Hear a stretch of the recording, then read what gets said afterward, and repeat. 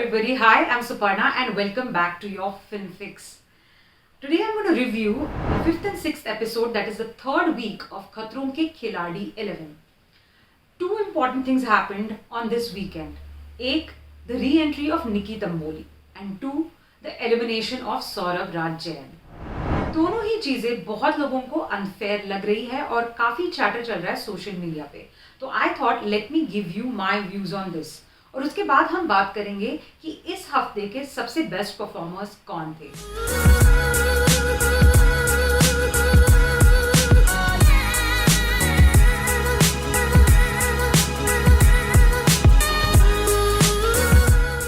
तो आइए चलिए पहले बात करते हैं निकी तंबोली की री एंट्री की.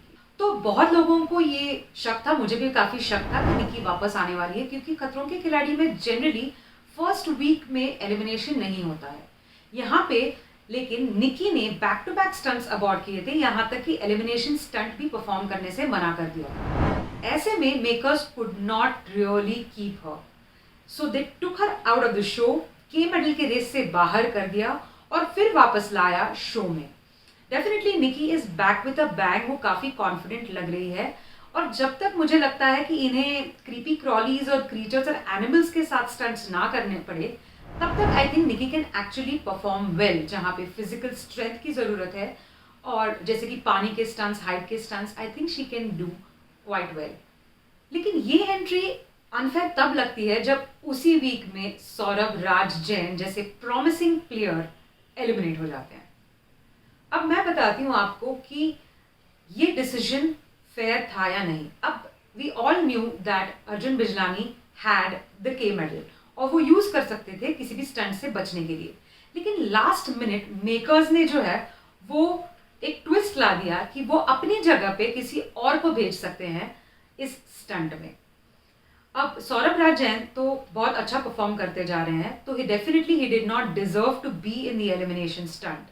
लेकिन एक बात मैं जरूर कहूंगी कि इस स्टंट में सौरभ राज जैन काफी फ्लस्टर्ड लग रहे थे, काफी घबरा रहे थे, स्पेशली क्रिकेट्स और कॉकरोचेस के सेक्शन में और फिर सांप के सेक्शन में भी. हालांकि उनकी मूवमेंट डेफिनेटली रिस्ट्रिक्टेड थी, लेकिन वो उनका कंसंट्रेशन तब तक ऑलरेडी काफी चला जा चुका था. I mean he took over 34 minutes to complete this stunt, जो कि अनुष्का से 10 मिनट से ज्यादा था. तो डेफिनेटली ये स्टंट परफॉर्म अच्छे से नहीं किया सौरभ ने, और अगर वो अपने आप से एलिमिनेशन में इस स्टंट में आते और एलिमिनेट होते तो डेफिनेटली वो फेयर डिसीजन होता. हालांकि अर्जुन ने काफी बार माफी मांगी एंड ऑल दैट, लेकिन अब हमें ये पता है कि सौरभ के वापस आने के चांसेस बहुत कम है. तब ऐसे लगता है कि निकी जैसी प्लेयर को चांस देने की जगह पे सौरभ जैसे प्लेयर को एक वाइल्ड कार्ड एंट्री बना के या सेकंड चांस देने के लिए वापस लाया जा सकता है. लेट्स सी कि ये आगे होता है या नहीं. अगर नहीं हुआ तो it's very sad for Saurabh. इसलिए मेरी शो के मेकर्स से एक रिक्वेस्ट है कि खतरों के खिलाड़ी को खतरों के खिलाड़ी ही रहने दें और इसे बिग बॉस प्लीज ना बनाएं. कंटेस्टेंट्स अपने परफॉर्मेंसेस के बेसिस पे ही शो में रहें और आगे बढ़े और अपने परफॉर्मेंसेस के बेसिस पे ही एलिमिनेट हो, and that would be a fair game. Now let's talk about the best performances and the weakest performances of the week. Best performances में definitely दिव्यांका त्रिपाठी. ये वीक जो था वो टॉर्चर वीक था, तो स्टंट से पहले भी कंटेस्टेंट्स को टॉर्चर किया गया था. And one of the biggest tortures I felt was with Divyanka, जो घंटों फ्रीजर में बैठी रही और बाहर आते ही तुरंत उन्हें एक स्टंट परफॉर्म करना पड़ा जहां पे उन्हें काम और कंपोज रहना था. And Divyanka was everything. वो काम थी, वो कंपोज थी, अपने स्ट्रेंथ्स और वीकनेसेस को जान के वो अपने स्टंट्स परफॉर्म करती है, अपना दिमाग लगा के परफॉर्म करती है. And this mental state of hers, this mental strength of hers is definitely playing to her advantage. तो दिव्यांका फर्स्ट स्टंट में ही काफी अच्छा परफॉर्म कर लेती है, इसलिए उन्हें आगे के स्टंट्स परफॉर्म नहीं करने पड़ते और that's what happened this week as well. और एक amazing performance, rather electrifying performance था विशाल आदित्य सिंह और राहुल वैद्य का. काफी सारे इलेक्ट्रिक झटके खाने के बाद भी दोनों ने काफी बेहतरीन परफॉर्मेंस दी और अपना स्टंट कंप्लीट किया, वो भी एक अच्छे समय में. वहीं पे अर्जुन और महक ये स्टंट नहीं परफॉर्म कर पाए and they had to go into elimination because of this.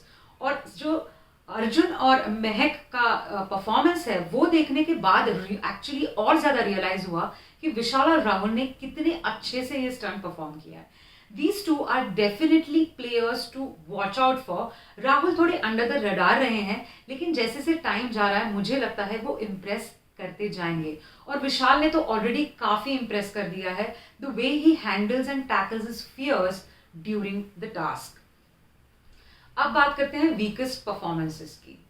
यहाँ पे जनरली इस पॉइंट तक अब पता चलने लगा है कि कौन से प्लेयर्स थोड़े से वल्नरेबल हैं, लेकिन मैं अभी बात करूंगी अर्जुन बिजलानी की। अभी तक बहुत ही कंसिस्टेंटली परफॉर्म करने वाले अर्जुन पार्टनर स्टंट्स की वजह से एलिमिनेशन में चले गए एक्चुअली। जैसे कि वाटर स्टंट में उनकी पार्टनर ने तो पहले ही गिव अप कर दिया, तो वो परफॉर्म नहीं कर पाए। सेकंड जो टास्क था, जो इलेक्ट्रिक वाला टास्क, इलेक्ट्रिक शॉक वाला जो टास्क था, उसमें मुझे लगता है कि Arjun could have motivated his partner a little bit more, लेकिन वो खुद ही थोड़े से अंडर मोटिवेटेड हो गए थे। He couldn't really take those shocks और शायद इसीलिए उन्होंने भी ज्यादा पुश नहीं किया। हालांकि वो कह रहे थे कि वो स्टंट कंप्लीट करना चाहते थे, बट आई थिंक वो ऑलरेडी हार चुके थे जितना वक्त उन्होंने लिया था एक भी लॉक बिना खोले। Now let's talk about who I think are the most vulnerable players after watching the episodes this week. But before that, let me tell you, please hit like if you like this video and subscribe to the channel, hit that bell notification and please share it if you like it. So जी हाँ, vulnerable players की list में पहले आती है मेरे लिए महक चहल। उन्होंने definitely last task बहुत ही काम और कंपोज्ड वे में कंप्लीट किया और काफी कॉन्फिडेंटली किया, लेकिन जहां तक अभी तक की बात आती है, एक्सेप्ट दिस स्टंट, हर स्टंट में महक थोड़ी वल्नरेबल लगी है। उन्होंने या तो अबॉर्ट कर दिया है या फिर बहुत ही ज्यादा टाइम लिया है कंप्लीट करने के लिए। दूसरा नाम मैं लूंगी अनुष्का का।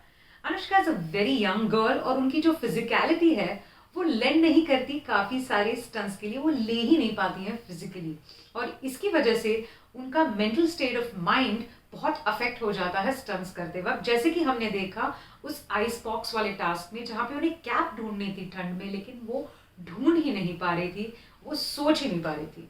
तो I think she is definitely vulnerable.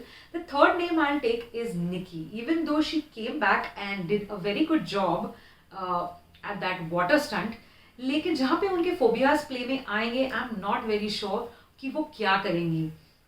अगर वो अबॉर्ट भी ना करें तो क्या स्टंट्स कंप्लीट कर पाएंगी, क्योंकि काफी ज्यादा फियर के साथ करती हैं वो stunts. So that was my review for KKK 11 episode 5 and 6। Week 3 अगले हफ्ते फिर मिलेंगे वीक 4 के रिव्यू के साथ, and I am also going to review Bigg Boss OTT once it starts airing. Weekly reviews करेंगे, so if you watch Bigg Boss, please follow this channel for lots of interesting stuff coming your way. I'll see you soon. Until then, bye.